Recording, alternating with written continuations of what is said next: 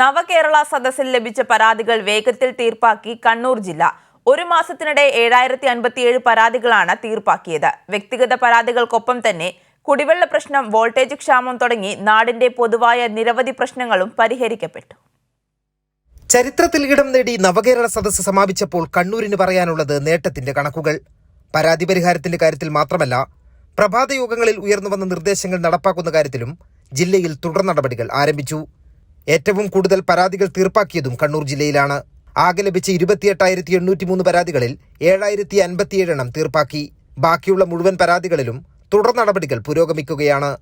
പ്രതീക്ഷയ്ക്കപ്പുറം വേഗത്തിലായിരുന്നു പരാതികളിന്മേലുള്ള നടപടികൾ. നമ്മളെ ഗവൺമെന്റിൽ തന്നെ ഇത് ജനങ്ങൾക്ക് ഇതുവരെ ഉണ്ടാവാത്ത ഒരു അനുഭവം നവകേരള സദസ്സിൽ ഇങ്ങനെയുള്ള പെട്ടെന്ന് തീർപ്പാക്കേണ്ട കാര്യങ്ങൾ അതിവേഗം അത് തീർപ്പാക്കി ജനങ്ങൾക്ക് അനുഗ്രഹമാകുന്ന രീതിയിലുള്ള ഒരു സമീപനം ഇതിൻ്റെ ഭാഗമായിട്ട് ഉണ്ടായിട്ടുണ്ട്. അതുകൊണ്ട് തന്നെ ഈ പ്രദേശത്തിലെ ജനങ്ങൾക്ക് വളരെ അത്യന്തം ആഹ്ലാദത്തോടെയാണ്